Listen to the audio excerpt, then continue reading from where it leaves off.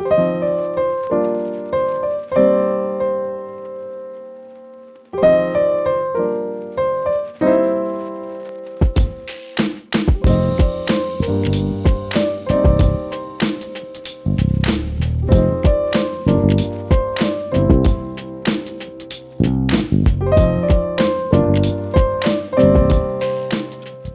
we are in the top 5. And at 5th place, it's Cormac McCarthy, Blood Meridian. Except it's not Blood Meridian, it's Suttree. I just don't have a physical copy of it. But Suttree is the first book of McCarthy that I've finished. I did read a little bit of Blood Meridian in the library once, and I was sort of put off by sort of a bleak and violent Western aesthetic that didn't really appeal to me. But I decided to give Suttree a chance, and I really like it. I think that it's good storytelling. I think the characters have depth, are interesting, and I think that there's like a quiet, careful poetry to the way Cormac writes. I feel like it's very, like, the density of beautiful sentences in Suttree is very high, and I sort of like that it's sort of subdued. It's very pretty, but it isn't like fireworks every page. It's not like a heightened language of like Bruno Schultz or anything. It's much more fitting to the sort of setting and world we're inhabiting. But yeah, it was very good, and hopefully there will be a hardback for me to find of Suttree one day. Maybe there will be a Library of America edition or something that I can get my hands on. But yeah, I really liked Suttree, and maybe I'll get to Blood Meridian this year. Next up, 4th place. Campos was clearly influenced by Borges as well as the Latin boom, but more than that, she also had a PhD in philosophy, and she studied contemporary French literature at the Sorbonne, and she draws equally on Duras and Sarraute and the other writers of the Nouveau Roman. The book is a fragmented and self-reflexive text that sort of becomes it's obsessed with islands, and it sort of itself becomes a larger island system for exploring the human universals of love and longing, and sort of ideals of utopia. It takes biblical ideas, it brings up Adam and Eve, and sort of ideal lovers through history. And it's a book about writing books. It's a book that problematizes the relationship between reader and writer, and it creates this delicious vertigo of falling between literary layers and pressing against membranes separating the world the fiction insists is the real world and the fiction within the fiction. The book is about a French teacher, only referred to as M, who is in exile, fed up with the heat and how his expectations of the tropics fall short. He sits in this cafe called Minus Palace, where he grades his students' papers, translations of Jules Verne, and then he draws a drawing on a napkin, and he starts to scribble ideas in his notebook. He's obsessed about the idea of an island utopia and these perfect archetypical lovers.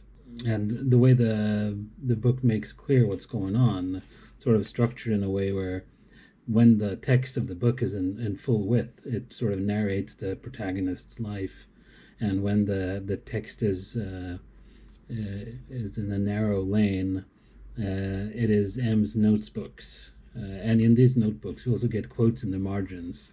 The quotes are wonderful. You have quotes from Shakespeare and Keats and Petrarch and Homer and Pablo Neruda, quotes from Hesiod, Baudelaire, Ingmar Bergman. It's really quite wonderful. And so this narrator, he starts two stories, one about two lovers in a park and one about two people shipwrecked. And the narrator also toys with the possibility of stories, talking about, wouldn't this be the perfect story? And the story might begin right now. It begins with this great delusion. I've read before this list of, all these great lovers of history and music and literature. Yeah, no, it's a wonderful book. It was an early read last year, but it stuck with me, and it was clear that it would be in my top 5 from the very beginning. Top 3 gets a little tricky. Let's say let's give third place to Christina Tudor-Sideri. I made a video about this book, so I'm not going to talk too much about it.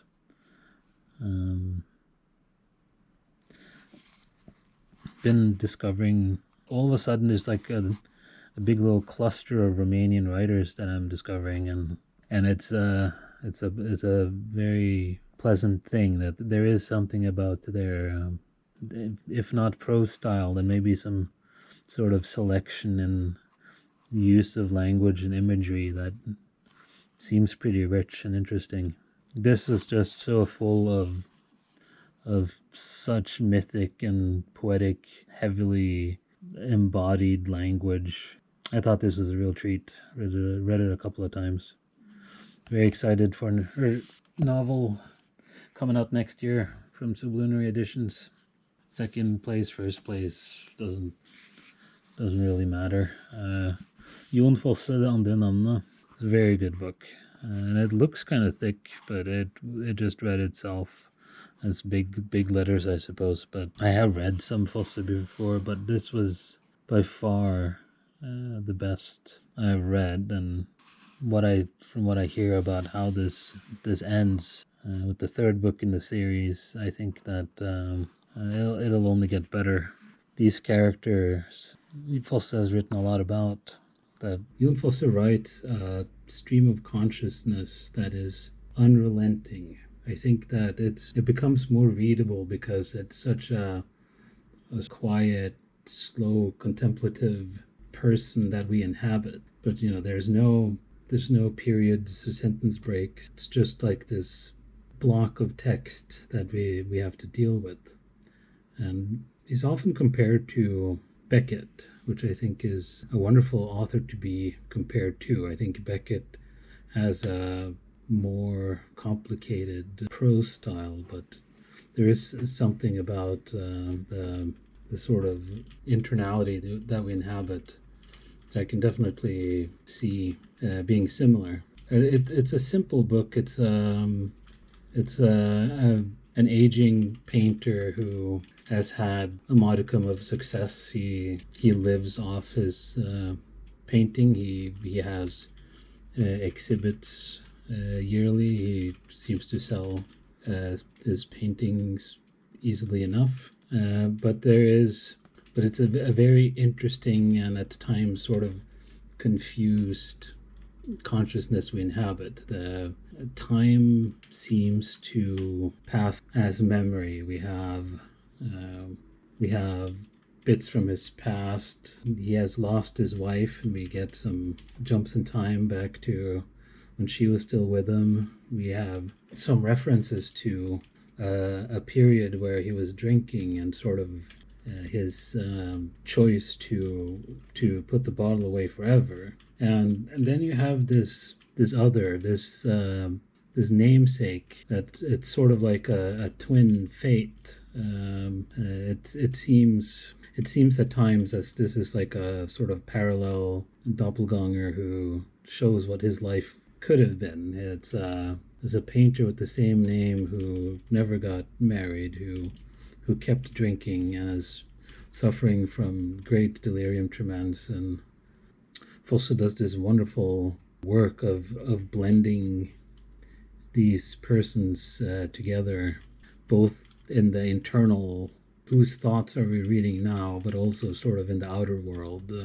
Because I don't want to spoil it, but I think that it's a quiet and powerful book, and the way it plays with time and memory and just sort of the internal logic of the book is very magical and interesting, and it is a pure meditation, and it's a wonderful book to live in, and I hope it is as good in translation as it is in Norwegian. That's really hard to say, but the Norwegian is at least a major accomplishment, and I imagine that the other two parts of this septology, I think that they're likely to show up in my top books of 2022.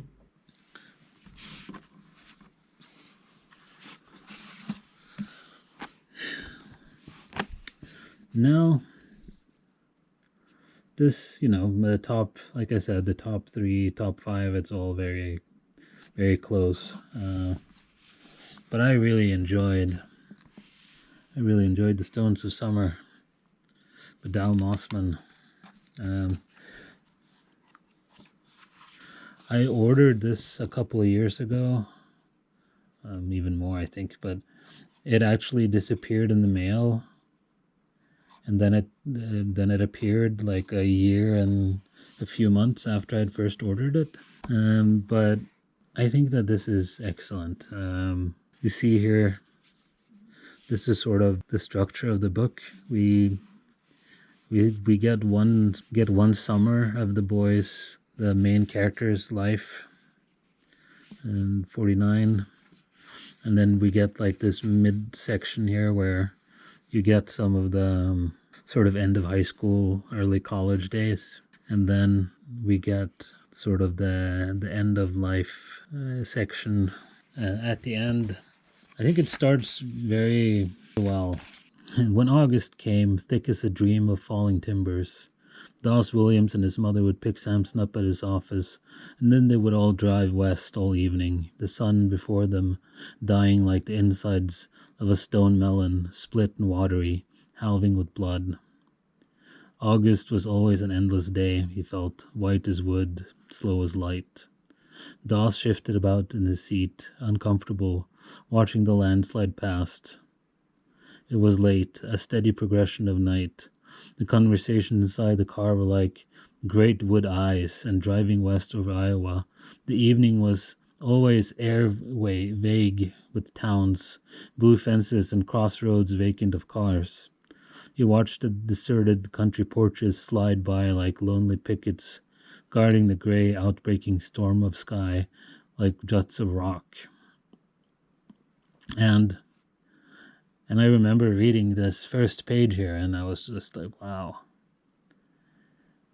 The sun before them dying like the insides of a stone melon, split and watery, halving with blood. I was like, this is gonna be some stuff. This is gonna be some rich, beautiful language. And then it was sort of like slow for a little bit. But this sort of imagery you see here are sort of like the first hints of this little boy and how he thinks a bit differently. There's like something a little different, little hints of schizophrenia.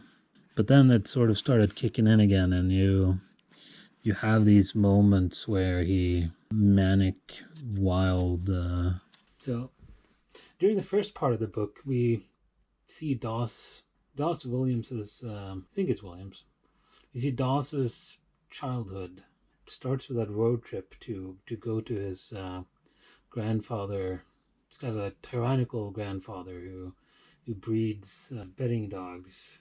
The prose of the book is it's fairly ordinary for most of the action. It's when we inhabit Dawes that we get this heightened prose where you get the impression that he doesn't quite see the same as the rest of us. He develops from a young age an interest in literature, and there are these towns where there aren't any other people talking to him about literature. He's got this little store where he has like a handful of good books that he can get his hands on, and he develops an interest in poetry. But Dawes has these episodes where he seems to be a bit unreactive to the world, and sort of is fixed on certain ideas and things he senses that isn't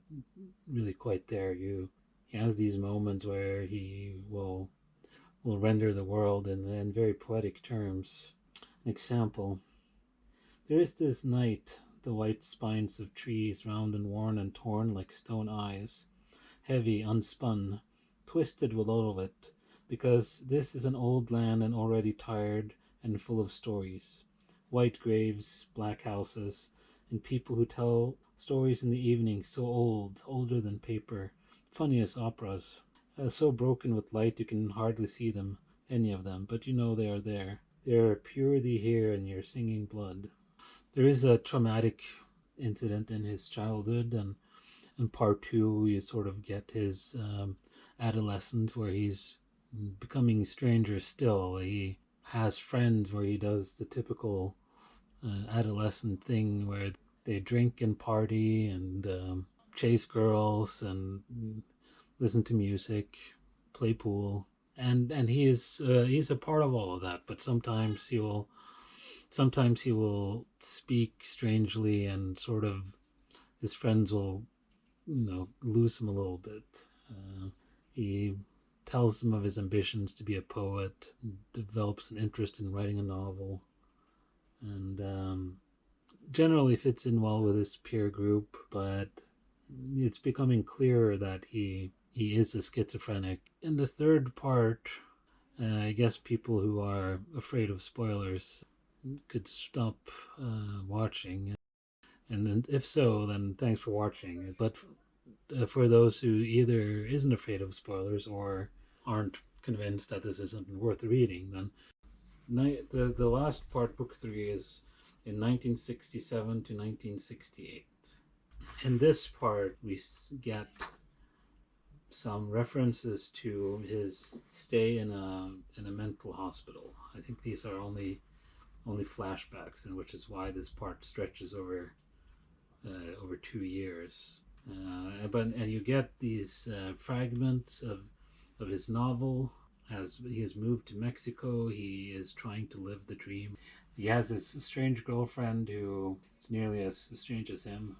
At this point, it's hard to tell if it's how much of it is the schizophrenia and how much is drugs and alcohol. But it starts reasonably coherent, and then it gets quite strange. And I want to just share a couple of prose snippets of his health is deteriorating, and he's on his last little sort of descent into a very strange hell. He passed under the archway behind, but she was faster and disappeared through the throats of smoke. Mickey Moose ran ahead in the flickering light, swatting her behind. The others followed, leading Dawes Williams, seating him finally on wooden chairs like something mounted where he sat, a totem, perfectly smiling, oblivious to their staring back. A woman danced a mule in the center of the room. Looking suddenly down, he could see another leaner woman was running her hand in his jeans and smiling too. The mule was smiling. Everyone else was smiling. In fact, looking, you could see everything in the room was only hanging suspended between smiling and killing. A small dance floor lay beyond. It sailed in blue dresses, holding up the universe with eyes, tiny design, the small and unconnected tremors running out to the ends of his body. He could feel them lying there, unanswered, alone. The electric bulbs were a water of sleep. A woman, dancing a goat, drifted by. Voluted, horrible, he shut them out. His praying shudders, burrowing tightly in his skull, disappointed by the rotten, unclenching bone. His heart was full of terrible boomings. Something was chewing the collapsing, unnatural light. Perhaps, he thought, the electric bulbs were greyhounds, orange scorpions on a giant sea shrimp, stinging themselves to death on the walls. He could see them, unfastening the room from his hooks, undressing it easily, ceremonies and figurations of water weeds which swayed the hill from under the wind, leaving nothing there below, adrift and festering like seaweed. They wove the light like nets under beams, and he could feel his eye smearing, giving in, running without emotion over the side of his face like a hut of blue hair in the darkness. Dow Mossman had a stint in a psychiatric ward himself, and the sad part is that his books when his book was accepted for publishing, his editor, without any input from him, cut half of the book and published what we have available today. Not sure the publisher understood the book well, and it's hard to say how much genius was lost. Now, I want to finish by saying that I don't think this book is for everyone. I think some people will find the prose purple. They will find it opaque. They will feel that the prose doesn't elevate or explain. The prose doesn't help the experience transcend simple description. But I enjoyed it a lot, and I think that it does a great job of showing this mind with its sort of loosening grip on reality. A lot of the proposed mechanisms for schizophrenia is about lessened frontal lobe inhibitory control. Like, if you think of the brain as prediction engine, a lot of the work in making a successful prediction of the world is to inhibit all the wrong ones. How this shows to sort of falling apart of Dawes's mind is interesting, and I think the prose does is a very unique depiction of madness, at least from the things that I have read. It's really hard to say if the book is good or bad, but it was a unique and engaging read that I really enjoyed, and it's most important these days is books that remain memorable, books that you end up thinking about, and this has been a book that I've been thinking about. Thank you so much for watching, guys. Happy reading.